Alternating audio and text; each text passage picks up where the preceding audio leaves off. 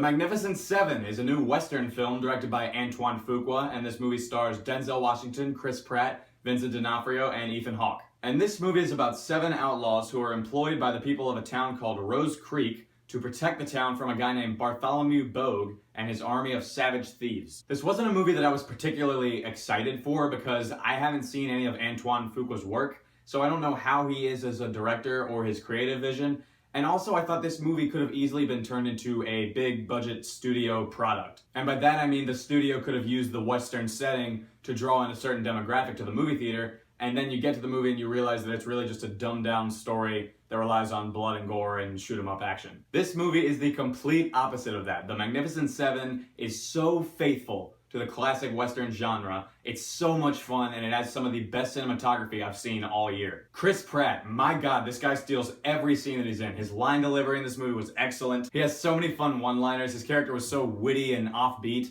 and he was really unpredictable, which made him so much fun to watch during this movie. I've always thought he would make a good cowboy from seeing him in films like Guardians of the Galaxy and Jurassic World, and in this movie, he nailed it. There's one incredible scene involving him doing a magic trick that I don't want to spoil for you, but you'll know what I'm talking about when you see it. It's amazing. Also, Denzel Washington was fantastic in this movie. He's a really good protagonist, and you're able to get behind him and root for him as a character. Also, someone who really surprised me in this movie was Haley Bennett. I didn't even know who she was going into this movie, but I just really like how this movie didn't make her this cliche sideline female character like so many movies have lately, and she really shines in this movie. Some of the other characters in this movie is where I start to have problems because Ethan Hawke really doesn't have that much to do in this movie, and I was kind of on and off with him. He just didn't have that many great moments like Chris Pratt did, and I really like Ethan Hawke. I thought he was terrific in Boyhood and the Before trilogy, but he just didn't really grab me as a character. Also, Vincent D'Onofrio did make me laugh a lot during this movie, but he just didn't give that memorable of a performance, and I don't even remember what his name was in the film. Let's talk about the way this movie's directed, because first of all, it looks beautiful. The cinematography is perfect because it makes it look like it's straight out of a 1960s Clint Eastwood movie with the amount of grain it has. There's so many gorgeous, well-handled shots in this film depicting the countryside that it takes place in,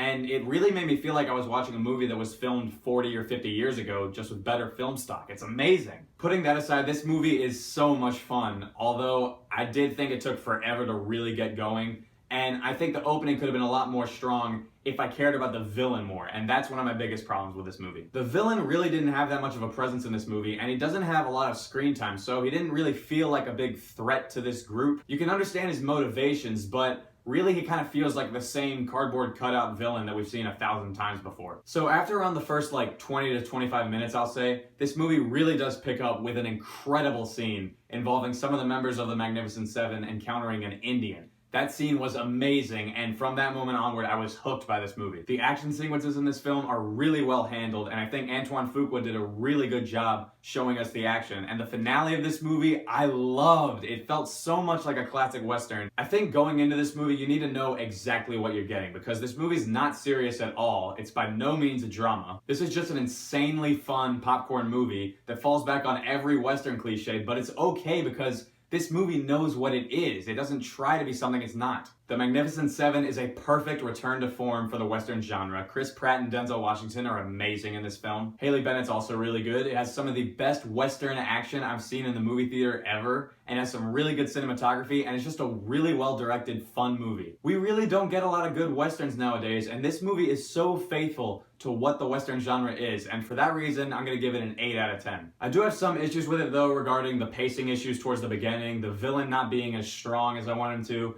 and some of the characters being underutilized, but this is some really good quality entertainment, and I promise you will have a good time with it. Alright guys, so those are my thoughts on The Magnificent Seven. Have you seen the movie? What did you think about it? Let me know in the comments below. I'm Fletch. Be sure to like me on Facebook, follow me on Twitter. Thanks for watching, and I'll see you next time.